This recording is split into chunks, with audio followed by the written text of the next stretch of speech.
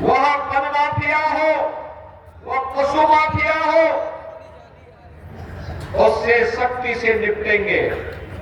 और बहनों भाइयों, आपने देखा होगा समाजवादी पार्टी को इससे पीड़ा होती है। नकल माफिया को भी बचाने के लिए वह कितनी एड़ी चोटी, आज भी आप देख लीजिए जितने बड़े खतरनाक माफिया हैं वे सब सपा के गले के हार हैं। उन्हीं से इनकी आजीविका चलती है, उन्हीं के भरोसे ये लोग जीते हैं। और इसीलिए जब युवाओं के लिए शुचितापूर्ण तरीके से परीक्षाएं हो, जब सरकार उन युवाओं के हित के लिए कार्य करते, हमने तो पहले दिन कहा था कि युवाओं के भविष्य के साथ खिलवाड़ करने वाले के भविष्य के साथ फिर हम भी खिलवाड़ करेंगे। हमारे युवाओं के भविष्य के साथ किसी को खिलवाड़ करने की छूट नहीं मिलनी चाहिए। और मैं फिर कहता हूं, नकल माफिया के खिलाफ हम कार्रवाई करेंगे। किसी भी युवा के भविष्य के साथ खिलवाड़ करने की छूट नहीं देंगे किसी को भी। प्रतियोगी परीक्षाएं शुचितापूर्ण तरीके से संपन्न हो, इसके लिए माहौल सरकार भी बनाएगी, संबंधित चयन बोर्ड और आयोग भी उसके लिए पूरी प्रतिबद्धता के साथ कार्य कर रही है। अच्छे नौजवान जब सेवा में आएंगे तो विकास की गति को द्रुत गति से आगे बढ़ाने के साथ ही गरीबों तक शासन की योजना को पहुंचाने में भी अपना योगदान देंगे। और प्रयागराज की धरती तो ये भगवान प्रयागराज की है, भगवान वेणी माधव की है, भगवान भारद्वाज की है, मां गंगा यमुना और सरस्वती की त्रिवेणी की है। ये पावन धरा तो हमारे लिए एक ऐसी पावन धरा है कि प्रयागराज का कुंभ अब तो दुनिया के अंदर मानवता के मूर्त सांस्कृतिक धरोहर के रूप में प्रधानमंत्री मोदी जी के प्रयास से आज मान्यता प्राप्त कर चुका है। बहनों भाइयों, ये समाजवादी पार्टी राम मंदिर का विरोध करती है, दीपोत्सव का विरोध करती है,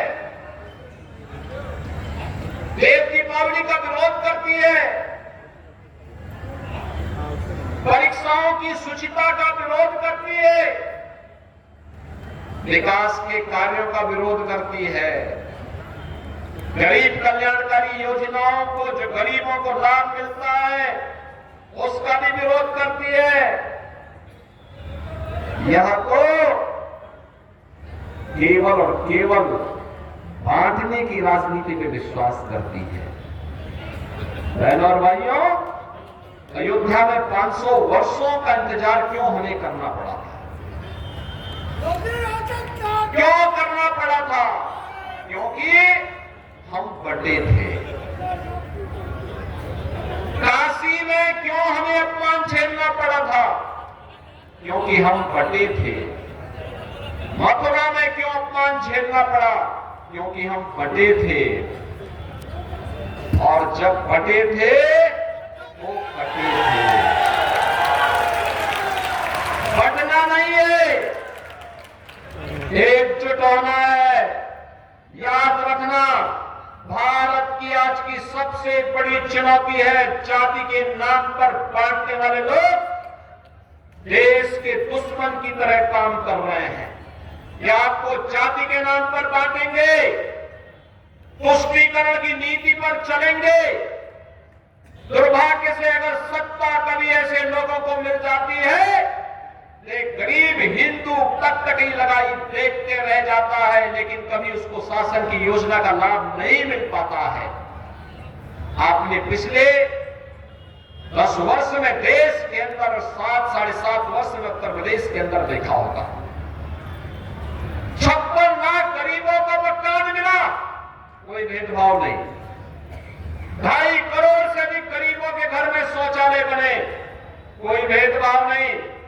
लगभग 2 करोड़ गरीबों के घर में उज्ज्वला योजना का रसोई गैस का सिलेंडर पहुंचा, कोई भेदभाव नहीं। बहनों और भाइयों, 1 करोड़ 56 लाख गरीबों को फ्री कनेक्शन मिले, कोई भेदभाव नहीं।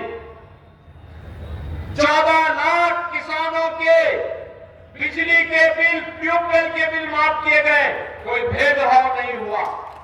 करोड़ों किसानों के से हम उनके धान और गेहूं की एमएसपी के दाम पर उपज खरीदते हैं, कोई भेदभाव नहीं हुआ, कोई भेदभाव नहीं हुआ। प्रदेश में 15 करोड़ और देश में 80 करोड़ गरीबों को फ्री में राशन दिया जा रहा है, कोई भेदभाव नहीं। 1 करोड़ परिवारों को उत्तर प्रदेश में वृद्धावस्था पेंशन, निराश्रित महिला पेंशन और दिव्यांगजन पेंशन में 12,000 रुपए नए साल का दिया जा रहा है, कोई भेदभाव नहीं हुआ। कन्या सुमंगला योजना में कोई भेदभाव नहीं हुआ।